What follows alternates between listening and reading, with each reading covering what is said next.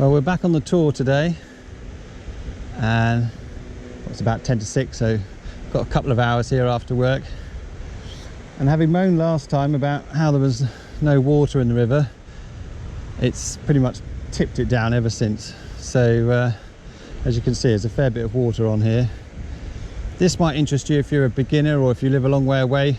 We're fortunate enough to have a gauge here on our beat, so if you go online and put in River Taw levels and then pick the Taw bridge one, that'll be this gauge here.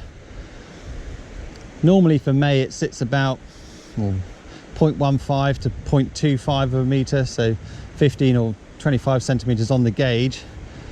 At Sunday it was up to 0.9, so an extra 60, 70 centimetres, 2 foot of water. So that's pretty unusual really for May here. Right, just going to walk down now and I'll show you where the very bottom of the beat is for the downstream part.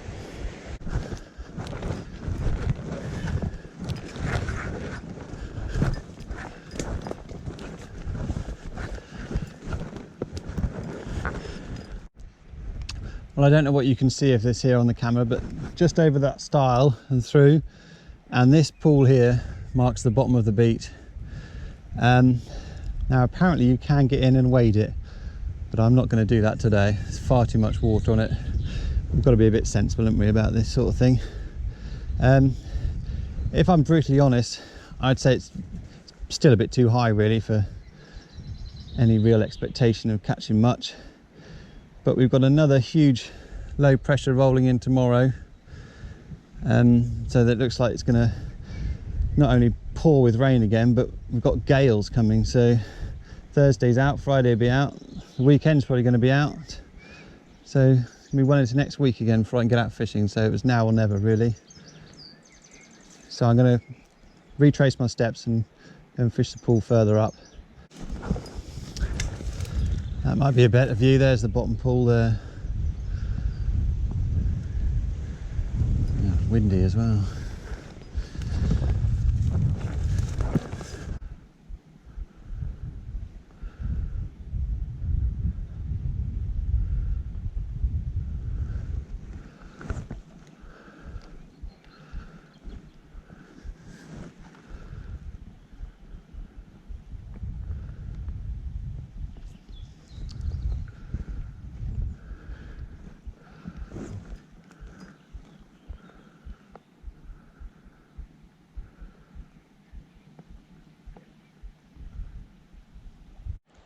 So I should just say we've only got the left bank here as you look upstream. It doesn't go back to double bank fishing until you get past the bridge, the road bridge. Well, there's lots of barbed wire on this bottom stretch, but at least we've got these decent stiles so you can get in and out easily.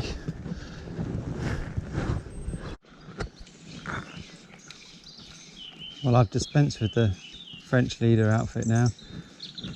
Even with my two heaviest nymphs on, which are about, I don't know, 4.5, 5 mil. It's just not getting down, it's just getting washed away. I can't feel it ticking the bottom at all. I think I need some nymphs with some more weight in. So I'm trying the streamer now. I mean, it's streamer type water, but nothing's happening. Trying to pick the places where I don't actually have to wade. It's a little bit dodgy in there today.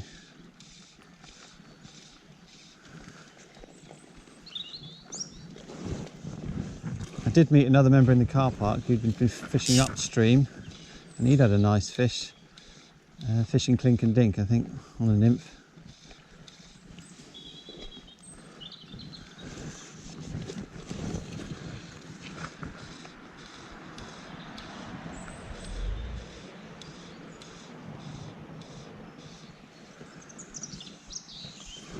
I'd much rather be here showing you dry fly fishing with a mayfly. Here we are.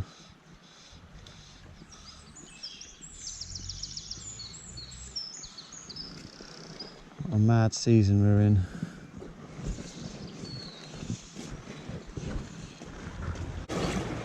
I think I should add really that if you're not a confident wader or you're not a good swimmer, you probably ought not to be getting in the river when it's like this. This is really coming through.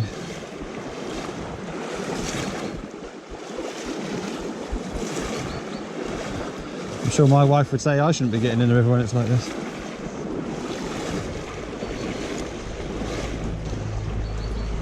I barely keep up with the bloody fly.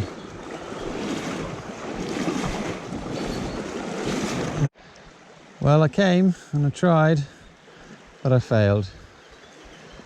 Normally if they're going to take the streamer, they'll hit it straight away, and there's not been a touch on it at all up through here. Maybe if I had some really heavy nymphs, something with 2 beads on, it might be able to get down, you might have caught something, but I don't know. I'm not an expert with this short line nymphing technique stuff. I just think it's a bit too late in the day and too much water. But hey, we'll have to come back and try this section again.